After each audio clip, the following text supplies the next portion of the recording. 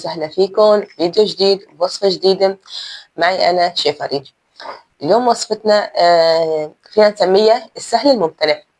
هي وصفة سهلة وطيبة كتير وكتير ناس بتحبها، بس بنفس الوقت فيها صعوبة، يعني في ناس كتير بتستصعبها أو بتخاف ما تزبط معهم، اللي هي قدرة قادر أو الكيكة المستحيلة، كيكة كريم كراميل، إلها كتير مسميات. هي كتير بسيطة وسهلة إذا نحن اتبعنا الخطوات الصح وطبقنا الوصفة الصح.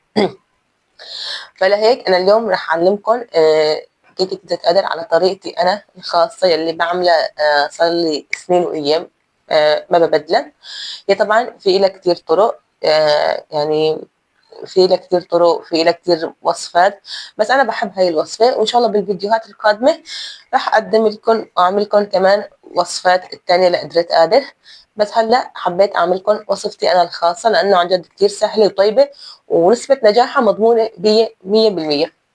وبعتذر منكم عن صوتي لانه تعبانه اصلا ومرضانه صار لي اسبوع، ف يعني اكيد ما بعرف شلون طالع صوتي على الكاميرا هلا على الفيديو.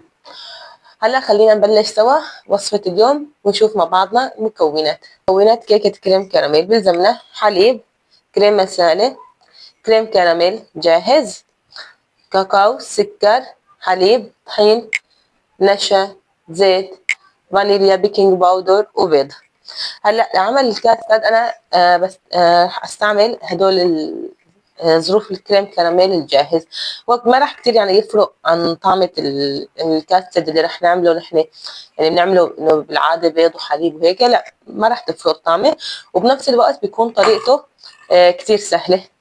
انا راح استخدم اليوم بالوصفة اللي انا بعملها بستخدم كريم كراميل الجاهز، ومثل ما قلت لكم هي في لها كتير وصفات، يعني في قدرة قادر المكسيكية، في اليابانية طرقهم تختلف طبعا، بس انا بحب هاي الوصفه وصار لي متبعتها سنين وناجحه 100%. هلا خلينا اول شيء راح اخذ الكراميل يلي موجود بهاي العلب، هيك بيجي على شكل ظروفه. راح اخذ الكراميل، يعني حتى هاي الوصفه ما في داعي انه تكرملوا انتو الكراميل اللي هو السكر تساووا، هون جاهز وطعمته ما راح تفرق ابدا، يعني نفس الطعم صدقوني، احسن ما انه نكرمل سكر. وخصوصي مثلا اذا حدا يعني في ناس انه ما بتعرف انه تكرمل منيح او تساويه بطريقه منيحه فبيحترق معه وهيك، فهون كتير سهل. بتاخذي هدول الظروفه ورح نفتحهم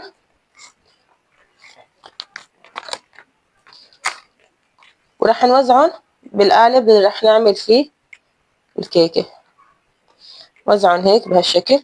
ومثل ما قلت لكم يعني رح ناخذ نفس الطعمه ونفس النتيجه اذا كنا نحن مكرملين سكر، ما راح تختلف كتير يعني الوصفة. هلا هيك راح أكمل، راح نوزعه كله بالتساوي.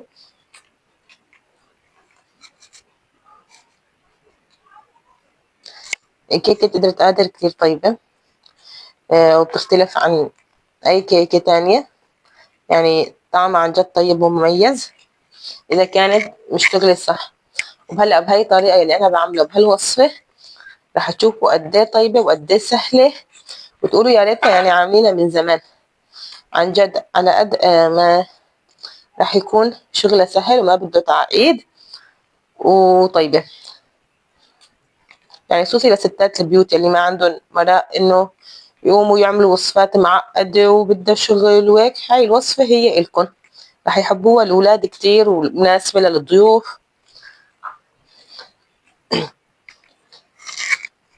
هلا هيك الكراميل صار عندي جاهز بالقالب، رح أتركه على الزيت ورح أبلش هلا بخليط الكاسترد. عندي هون هدول ظروفة الكريم كراميل مثل ما قلت لكم، رح فضيهم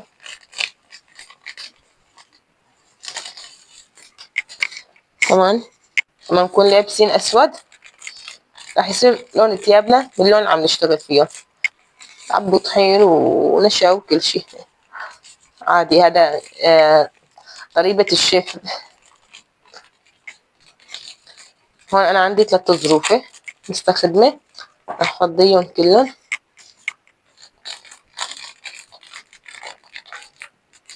والحلو بهاي الوصفة اللي انا بعملها، يعني نحن فينا نعدل عليها. يعني انا احيانا بضيف حليب بودرة، احيانا ما بضيف، احيانا بضيف قشطة، احيانا ما بضيف قشطة. الكريمة سائلة يلي نحن بنحبه فينا نضيف نعزز النكهة ويتقل عنا القوام. هلا هون ضفت هذا ظروفة الكريم كراميل، وراح اضيف عليهم الحليب، وراح اضيف هون عندي الكريمة السائلة. هاي الوصفة ما هي معقدة، بدها كتير بيض وشغل. يعني هلا هي الوصفة اللي رح نعمل فيها الكاسترد نحن بلزمنا كتير بيض أول شي، بدنا حليب مكثف، بدنا قشطة، بدنا كتير أغراض إلها. وبدنا أول شي لازم نحن نطبخ الكاسترد بالفرن، بعد نفضي عليه الكيك نحطه نضيفه فوق. هاي لا، هاي فورا رح نساوي ونشتغل سوا. هلا هيك مثل ما انكم شايفين انا ضفت مكونات الكريم كراميل كلها. هلا شو رح اعمل؟ رح احطهم على النار لحتى يغلي، وبس غلي رح فضيه فوق القالب، وبعدها رح نبلش بعمل الكيك. هلا انا رح احطه على النار لحتى يغلي، وبعدها بنشوف سوا شو رح نعمل. هيك حبايبي بعد ما غلي عندي الكراميل انا طبعا ضليت عم بحركه لحتى غلي. يعني نحن ما بنوقف تحريك هو مع النار ابدا، بنضل عم نحركه لحتى يغلي. بس غلي رح نصبه بالقالب فوق الكراميل عنا، نفضيه هيك.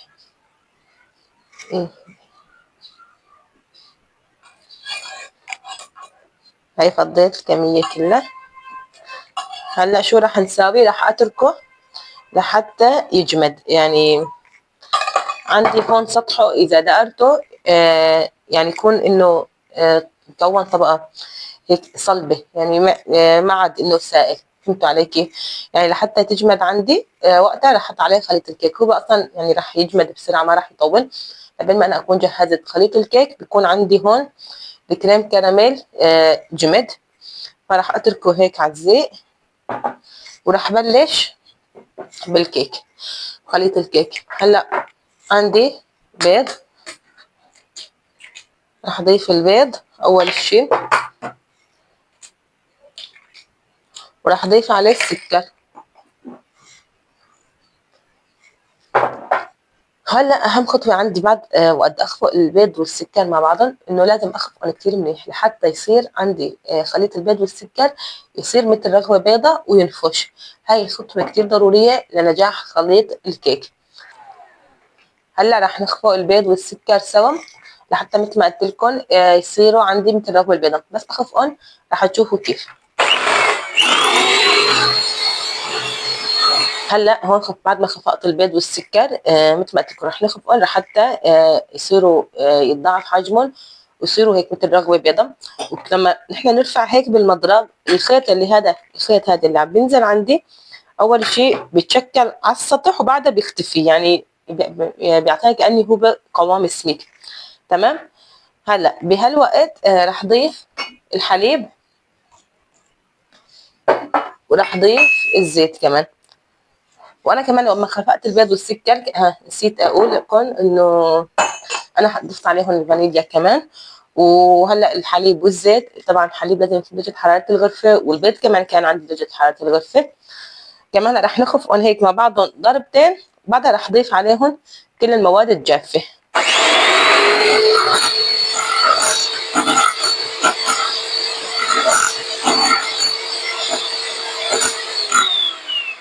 هلا هيك كافي. هلا رح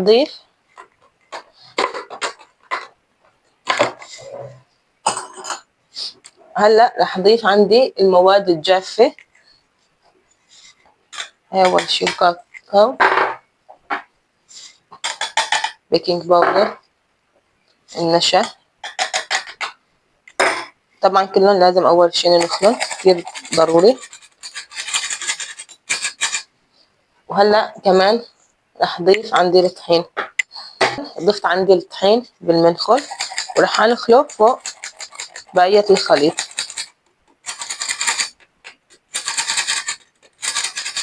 تمام. هلا شو راح نسوي؟ ما راح نستخدم نحن الخفاقة بهالوقت، لا ابدا، راح ناخد السباتولا ونقلب هيك. راح نقلب تقليب، مو نخفق، تقليب لحتى تختلط كل المكونات عندي. هاي الطريقة كتير مهمة لحتى ضل الكيك محافظ على الهواء اللي فيه. احنا لما خفقنا البيض والسكر مع بعضهم دخل للكيك كمية هواء كتيرة، فنحن ما بدنا يعني تطلع هذا الهواء يطلع منه، لا، مشان تنفش الكيكة. فنحن رح نقلبها بس هيك تقليب، ونكون هيك حافظنا عليها. راح نضل بنقلب لحتى تتجانس عندي المكونات. هاي دائما خدوها قاعدة بالكيك بكل أنواع الحلويات، لما بنضيف الطحين ما بصير نخلط أبدا، بنقلب تقليب، بنحرك تحريك، خفق ما بصير. بس خفقنا بتفاعل عنا الجلوتين، بئس الكيك، ما بعود بنفش، يعني أبدا ما هو منيح. فنحن بس بنقلب دائما في كل أنواع الحلويات، بس نضيف المواد الجافة والطحين بنقلب تقليب وبس.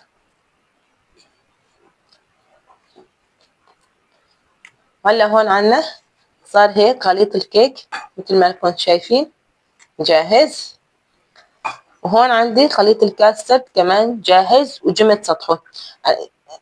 لما نحط نحن هيك اصبعتنا مثل ما انكم شايفين ما راح يطلع شي سائل، راح يكون سطحه يعني عندي هون الوش نشف.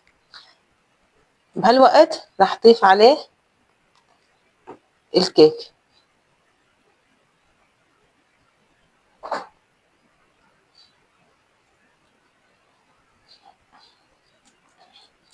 طبعا بهاي الكيكة ما تخافوا، حتى لو انه نزل خليط الكيك لتحت راح يطلع. ليش؟ لانه قوام الكيك هو اخف من قوام الكاسترد، فلهذا السبب انه الكيك بيطلع للوش. تمام. لهيك نسموه قدرة قادر. يعني احنا بنضيف 3 مكونات، الكراميل والكاسترد والكيك مع بعضهم، وبالاخير كل طبقة بتنفصل لحالها، لانه الكراميل بيكون هو اتقل طبقة، بعدها بيجي الكاسترد، وبعدها الكيك اللي هو اخف شيء. لهيك نحن خفقنا البيض كتير. لما كمان بنخفق البيض كتير فبيعطي كتير طراوة وخفة للكيك. هلا هيك صارت عندي الكيكة جاهزة. شو رح نعمل؟ رح اجيب هلا صينية وراح احطها بحمام مي وندخلها على الفرن. انا عندي صينية الفرن اللي رح احط فيها القالب الكيك، حطيت لها مي، وراح ناخد القالب نشيله هيك شوي شوي وراح نحطه بالنص. طبعا المي نحن يعني ما رح نعبيها او تطلع منها كلها، لا، شيء انه عندي السفل، سفل القالب بتغمر بالمي بس، ما بدي اكتر من هيك. وراح دخلها هلا على الفرن على درجة حرارة 180. الفرن مشغل من فوق ومن تحت، بتضل تقريبا بالفرن 3/4 ساعة. نحن ما بصير نفتح باب الفرن عليها ابدا قبل 3/4 ساعة. بعد 3/4 ساعة بنختبر استواء عفوا، بنختبر استواء. اذا كانت تمام استوت نطفي عليها الفرن، واذا كانت ما مستويه نرجع نتركها 5 دقائق. هي ما راح تاكل اكثر من 45 دقيقه، 50 دقيقه بالفرن بالكثير يعني. هلا انا عندي الفرن طبعا حامي، راح ادخلها على الفرن وبعدها راح نشوف كيف راح تصير. حبايبي طلعت عندي كيكه تتقادر من الفرن. راح اختبر نضجه بعود خشبي مثل ما انكم شايفين، العود طلع ناشف، معناتها عنا الكيكه استوت. هلا انا شو راح اسوي؟ راح اتركها هيك بالصينيته لحتى تبرد بدرجه حراره المكان يلي عنا. بس بردت بدرجه حراره المكان يلي عنا راح احطها بالبراد اقل شيء 4 ساعات الى ليله كامله. بس أقل شي يعني 4 ساعات. هاي الكيكة كل ما كانت باردة كل ما كانت أطيب وكل ما تماسكت أكتر. دي صارت هلا كيكة إذا قادر جاهزة. تركتها أنا بالبراد 5 ساعات تقريبا لحتى بردت منيح. هلا بعد ما طلعتها رجعت أنا حطيتها بمي سخنة بصينية فيها مي سخنة، تركتها تقريبا 5 دقايق. وهلا بقى لا إجا دور لحتى أقلبها. هلا أول شيء إنه نحن لازم نحرر الأطراف، كتير مهم إنه نحن نحرر الأطراف بهاي الكيكة. هيك بسكين رح نحرر الأطراف كلها. ومثل ما قلت لكم لا تنسوا لو نحطها أول ما بتطلع من البراد بصينية فيها مي سخنة تقريبا 5 دقايق. هلا هيك حررت الأطراف تمام. هلا بقى إجا الوقت لنقلبها. جاهزين؟ بسم الله.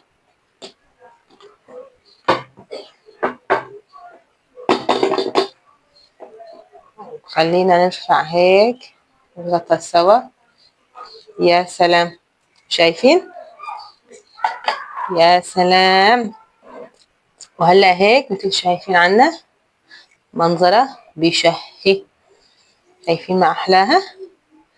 ولا غلطة. طبقات كلها مع بعضها متماسكة. هذا الكراميل عندي هون داب لأن أنا قلت لكم حطيناها بمي سخنة، فهو أصلا حالاته هيك ينزل على الأطراف.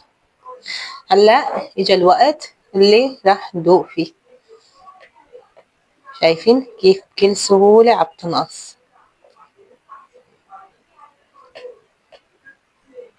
أنا عم بستخدم هاي السكين نفسها اللي حررت فيها، هي سكين صغيرة لازم أستخدم أكبر. مع هيك معلش راح أورجيكم. شايفين الطبقات متماسكة وكتير طيبة. وهاي سر من أسرار نجاح قدرة القادر، إنه الطبقات هون عنا بتكون كلها متماسكة. يعني أحيانا في ناس بتعملها بتكون كل طبقة منفصلة عن الثانية، هذا غلط. لازم تكون هيك قطعة واحدة. شايفين؟ هلا رح أقول لكم ليش إنه بتطلع الطبقات هيك متماسكة. هو السبب إنه نحن لما تركنا الكريم كراميل تبرد وجمد وشها، هذا السر إنه خلاها تلتصق مع الكيك. لو احنا فضينا هو وسخن عليها ولسه ما هو ماسك وشها كان صارت كل طبقة لحالها. هلا صار وقت ندوق. يعني شكلها بشهي. هلا خلينا نشوف طعمتها شلون. شايفين كيف بكل سهولة عم تنقطع.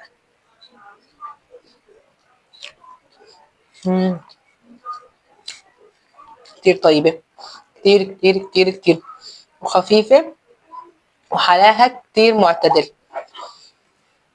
كتير طيبة وخفيفة وحلاها كتير معتدل عن جد. يعني ما لها حلوة هيك هالحلو الجارح أبدا أبدا. حلاها سكرها كتير طيب وكتير معتدل وكتير طيبة.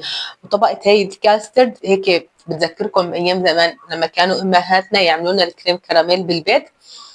يعني نفس الطعمة. كتير طيبة كتير كتير عن جد. يعني لقمة ولا لقمة ما راح تشبعوا منها على قد ما هي خفيفة وطيبة. كتير خفيفة وطيبة. يعني يمكن تاكلوا قطعتين وما تحسوا انكم هيك كرهتوا الحلو. وهي كانت وصفتنا لليوم.